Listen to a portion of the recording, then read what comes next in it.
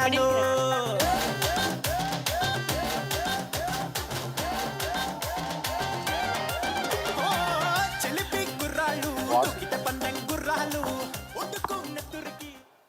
అరవింద్ గారు మామూలుగా ల్యాగ్ అవుతుంది కట్ చేయండి అనేది వినబడతానే ఉంది నాకు సరౌండ్లోని.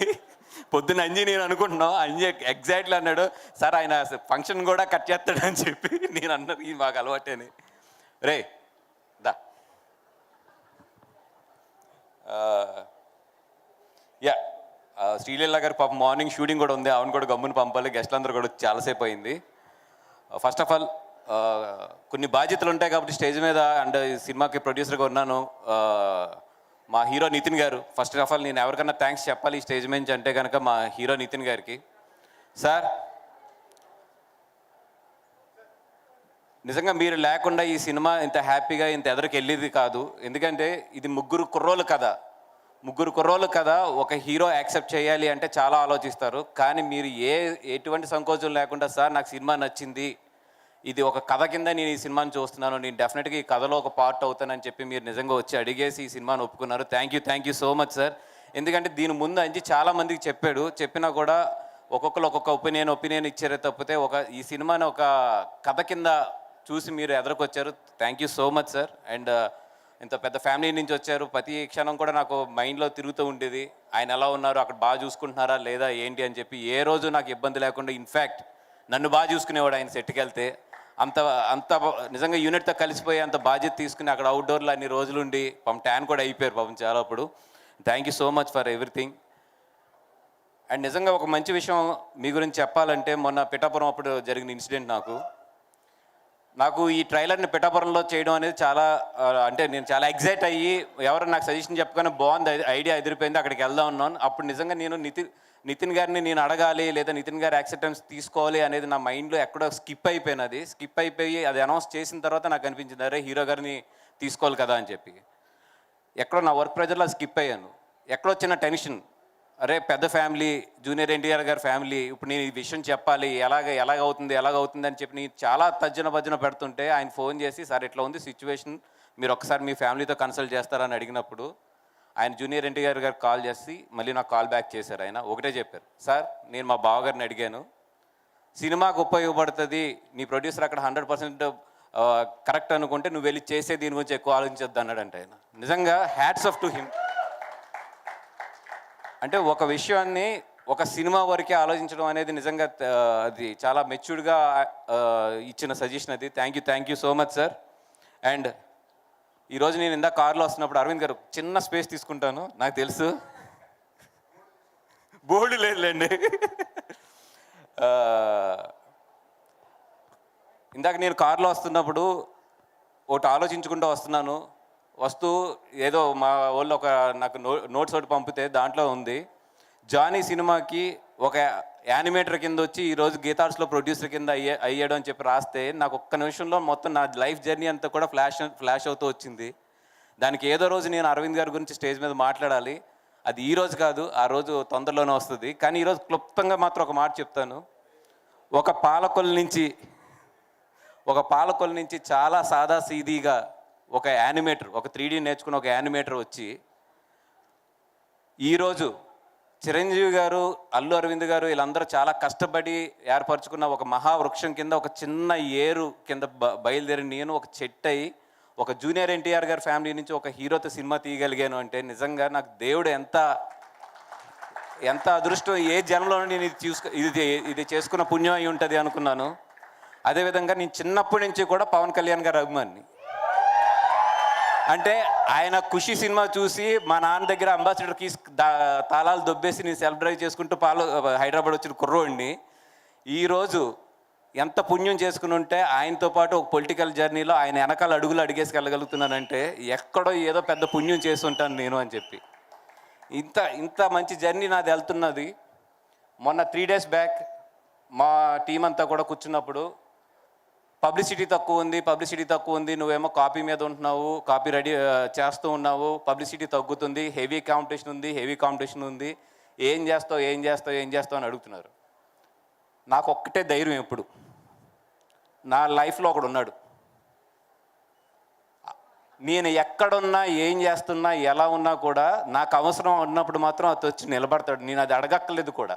చాలామంది ఏంటంటే అతన్ని అడగండి అతన్ని అడగండి అతన్ని అడగండి అంటున్నారు. నేను అడగట్లా. డైలాగ్స్ కూడా పడుతున్నాయి. ఏమని లేదు, వీళ్ళిద్దరికి ఏదో గ్యాప్ వచ్చింది, ఈయన ఆయనతో సరిగ్గా ఉండట్లేదు, ఆయన ఈయనతో సరిగ్గా ఉండట్లేదు, ఇవన్నీ డైలాగ్స్ పడతానే ఉన్నాయి, నాకు వినబడతానే ఉన్నాయి. కానీ నాకు తెలుసు నేను కష్టంలో ఉన్నానంటే ఇద్దరు నన్ను గుర్తుపడతారు. ఒకటి మా అమ్మ, రెండు నా స్నేహితుడు బన్నీ. నేను కమ్యూనికేట్ చేయక్కర్లేదు, నేను అడగక్కర్లేదు. నాకు అవసరం ఉంది అంటే అతను వచ్చి నిలబడతాడు. ఆ విషయం నాకు తెలుసు. అందుకే ఈరోజు 11 గంటలకి తన ట్విట్టర్ హ్యాండిల్ ఎంత స్పెషల్గా తను చూసుకుంటాడో నాకు తెలుసు. అది చాలా తను కనెక్ట్ అయితే తప్పితే ఆ హ్యాండిల్ వేయడు. అట్లాంటిది నేను ఒక్క మాట అడగలేదు, ఏం అడగలేదు. వీడికి ఇప్పుడు అవసరం అనేది ఎక్కడో ఆయన మనసులో తట్టింది, ఆయన వేసాడు అంతే. 7 లక్షల వ్యూస్ ఈరోజు. అదేవిధంగా ఆయన ఇన్స్టాగ్రామ్ తీసుకుంటే 7 లక్షల ఇంచుమించు 6,50,000 వ్యూస్ ఇందాక నేను చూస్తుంటే, ఒక స్నేహితుడికి ఎప్పుడు నిలబడాలి, ఎలా నిలబడాలి అనేది తెలిసిన ఒకే ఒక వ్యక్తి ఎవరంటే నా లైఫ్లో అయితే అది బన్నీ గారు. 20 సంవత్సరాల క్రితం నా కోసం ఆయన వాళ్ళ ఫాదర్కి అడ్డు నుంచి ఉన్నాడు. మీకు గుర్తుందో గుర్తులేదో సార్, 20 సంవత్సరాల క్రితం నేను ఒక మిస్టేక్ చేస్తే నేను గీతా ఆర్ట్స్ నుంచి వెళ్ళిపోవాల్సిన రోజు అది, 20 years బ్యాక్. ఒకటే చెప్పాడు ఆయన, తను ఉంటున్నాడు, తను ఉంటాడు. ఆయన వాళ్ళ ఫాదర్కి ఎదురు నిలబడ్డాడు. ఒక స్నేహితుడి గురించి ఎవరన్నా దేనికన్నా ఎదురు నిలబడగలనంటే అది బన్నీ గారు. అది నా లైఫ్లో నేను చూసింది. ఆ రోజు ఆయన కనుక నాకు నిలబడకపోయి ఉంటే ఆ రోజు, ఈరోజు బన్నీవాస్ అనేవాడు ఈ స్టేజ్ మీద ఉండేవాడు కాదు. ఆయనకి తెలుసు నేను సంతోషంగా ఉన్నప్పుడు ఎప్పుడూ కూడా ఏ రోజు కూడా మా ఇద్దరి మధ్యలో ఏమండి కంగ్రాచులేషన్స్ లేదా ఏమండి హ్యాపీ బర్త్డే లేదంటే ఏం ఉండవు మా ఇద్దరి మధ్యలో. కానీ నాకు అవసరమై నాకే కదా, తన లైఫ్లో ఏ ఫ్రెండ్ కన్నా సరే వీడు పడుతున్నాడు అన్నప్పుడు మాత్రం పట్టుకునే క్యారెక్టర్ మాత్రం అతనికి ఉంది 100%.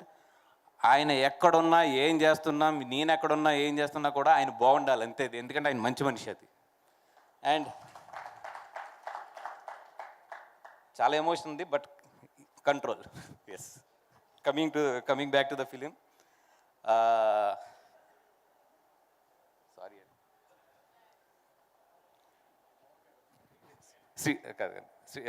Nitin garu, Sreeleela garu, thank you so much. Morning shooting ఉంది, నాకు తెలిసి మీరు కంగారులో ఉన్నారని చెప్పి.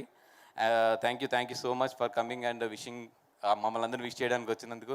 మిమ్మల్ని పిలవడానికి ఒకటే మాకు మెయిన్ రీజన్ ఏంటంటే మీ ఎనర్జీ అంత ఉంటుంది, ఈ సినిమా కూడా అంత ఎనర్జీ ఉంటుంది.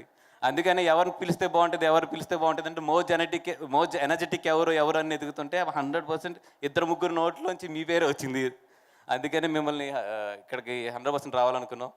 అట్లాగే మా నిఖిల్ భాయ్ ఫోన్ చేస్తే ఒకటే అన్నాడు, ఎవరిని పిలుస్తున్నావు, ఎందుకు పిలుస్తున్నావు అన్నాడు.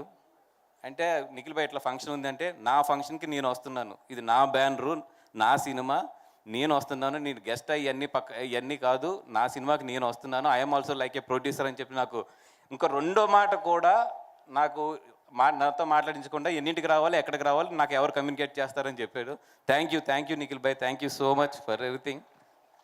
అండ్ మాంజీ, అలాగే మొత్తం మా టెక్నీషియన్స్ అందరూ, అదేవిధంగా thank you so much for Riyaz and Bhanu. Because ఈ కథను తీసుకొచ్చి నాకు చెప్పించిన వెంటనే నేను ఒకటే చెప్పాను, ఈ కథ నుంచి అయితే నేను పార్ట్నర్షిప్ ఇవ్వాలని, ఈ కథ నేను దొబ్బేస్తున్నాను అని చెప్పాను. అంత క్లారిటీగా చెప్పాను, ఎందుకంటే ఈ కథ నాకు అంత బాగా నచ్చింది.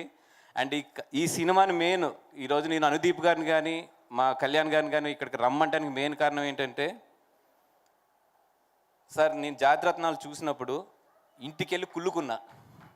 ఏంటంటే ఇట్లాంటి ఇంత అంటే థియేటర్ బౌన్స్ అవుతుంటే నాకు పొట్ట ఇది నొప్పి వస్తుంటే, అబ్బా నా లైఫ్లో ఇలాంటి ఎంటర్టైనర్ ఎప్పుడన్నా తీయాలి ఒకటి అని చెప్పి నిజంగా ఆ రోజు అనుకున్నాను సార్. ఈ కథ విన్నప్పుడు నేను అంతా ఎంజాయ్ చేశాను. నిజంగా మీరు జాతిరత్నాలు అనేది తీయకుండా ఉంటే కనుక మాకు ఒక స్క్రీన్ ప్లే మీద నవ్విస్తూ తీసుకెళ్లే సినిమా మీద నమ్మకం వచ్చేది కాదు. Thank you so much. మీ జాతిరత్నాలు అనేది ఎంతమందికి లైఫ్ ఇచ్చిందో. అదేవిధంగా మ్యాడ్ ఈ మధ్యలో చూసిన one of the best timer థియేటర్లో. నేను నాకు చాలాసార్లు మీతో కూడా చెప్పినట్టు ఉన్నాను. Thank you so much for entertaining us. ఈ సినిమా డెఫినెట్గా అంత నవ్వించాలని కోరుకుంటున్నాను సార్. అండ్ వంజీ కూడా చాలా బాగా చేశాడు. అండ్ మా అజయ్ అర్సద్ అండ్ మా రామ్ గారు, వీళ్ళందరికీ కూడా థ్యాంక్ యూ సో మచ్. మాట్లాడాలి బట్ చాలాసేపు అయింది. ప్రతి టెక్నీషియన్స్కి అందరికీ కూడా మాట్లాడాలి, కానీ ఇక్కడ స్టేజ్ మీద అంత టైం లేదు కాబట్టి thank you so much for every technician.